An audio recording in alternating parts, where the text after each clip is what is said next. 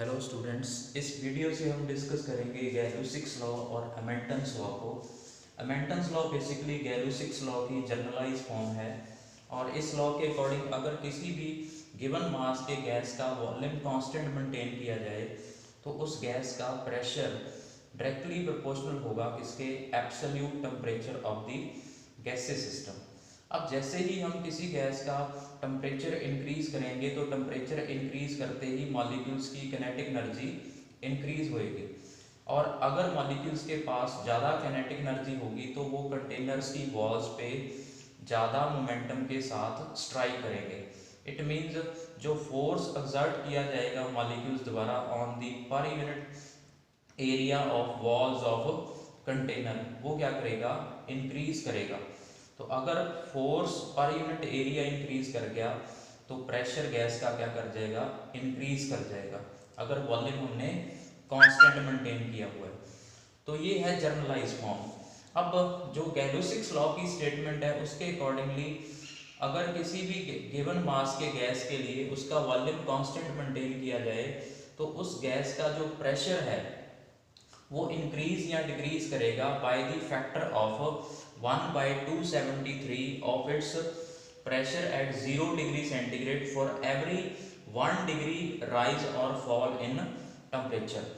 तो अगर हम किसी भी गैस का टेम्परेचर 1 डिग्री सेंटीग्रेड से इंक्रीज करेंगे तो उस गैस के प्रेशर में इंक्रीज आएगा।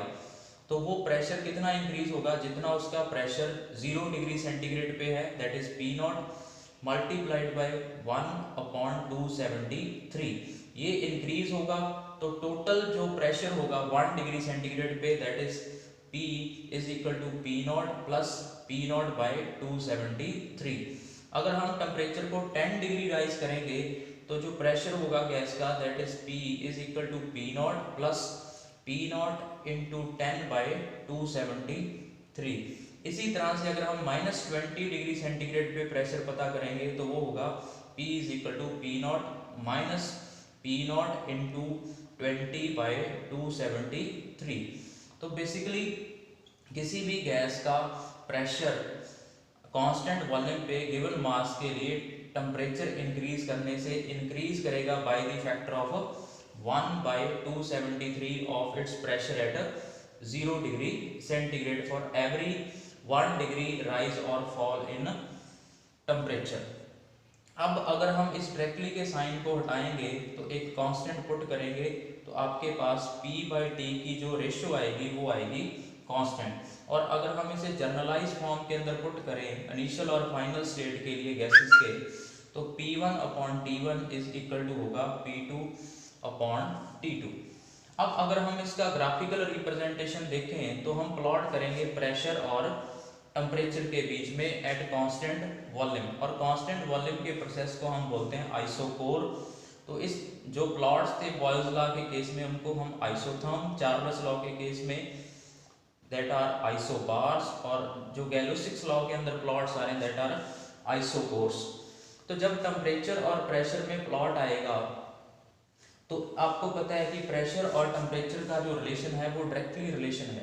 तो ग्राफ बनेगा आपका straight line passing through the origin. हमने ग्राफ्स को जो टेम्परेचर के लोअर रेंज थे उनमें एक्स्ट्रा प्लॉट करके ड्रॉ किया हुआ है। अब जो ये प्लॉट्स हैं वो अलग अलग वॉल्यूम पे प्लॉट किए गए हैं। पहले केस में वॉल्यूम V1 है, दूसरे केस में V2, तीसरे केस में V3 और चौथे केस में वॉल्यूम है V4।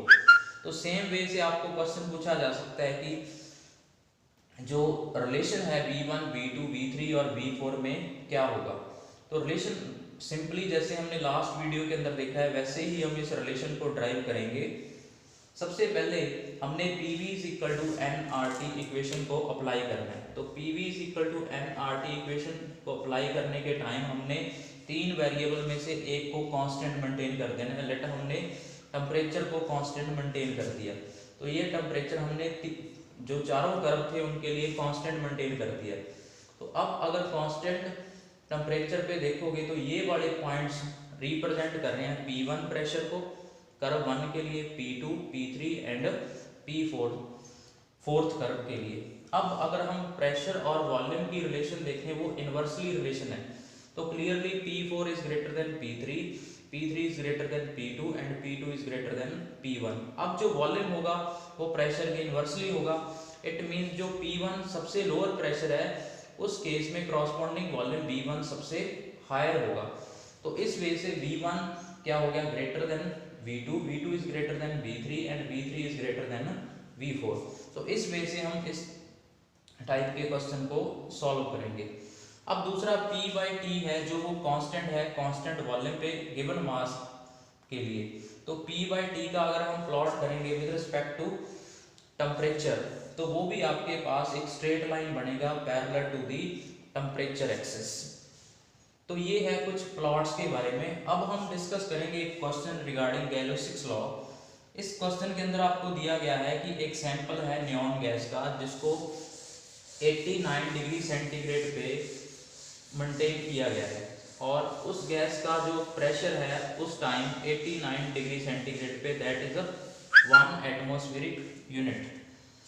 तो प्रेशर आपके पास गैस का इनिशियल स्टेज में 1 एटमॉस्फेरिक यूनिट दिया गया है, जबकि जो टेम्परेचर है दैट इज 89 डिग्री सेंटीग्रेड। हम इसे केल्विन में कन्वर्ट करेंगे तो 273 प्लस 89 दैट इज 362 केल्विन। अब उसके बाद जो गैस का प्रेशर है वो चेंज हो गया टू 1.5 एटमॉस्फेरिक यूनिट्स।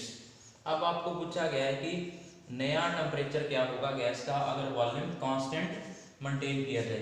तो हम अप्लाई करेंगे कांस्टेंट वॉल्यूम के अंदर गैलो-6 लॉ को P1/T1 is equal to P2/T2। तो P1 आपके पास 1 एटमॉस्फेरिक यूनिट है, T1 362 केल्विन है is equal to P2 1.5 atmospheric unit है डिवाइड बाय T2। तो यहाँ से जो T2 की वैल्यू आएगी that will be 362 multiplied by 1.5 और जो आपका आंसर होगा वो केल्विन के अंदर होगा that is 5362 into 1.5 that will be equal to 543 kelvin. अब 543 केल्विन को अगर आप सेंटीग्रेड में कन्वर्ट करोगे तो दैट इज 270 डिग्री सेंटीग्रेड।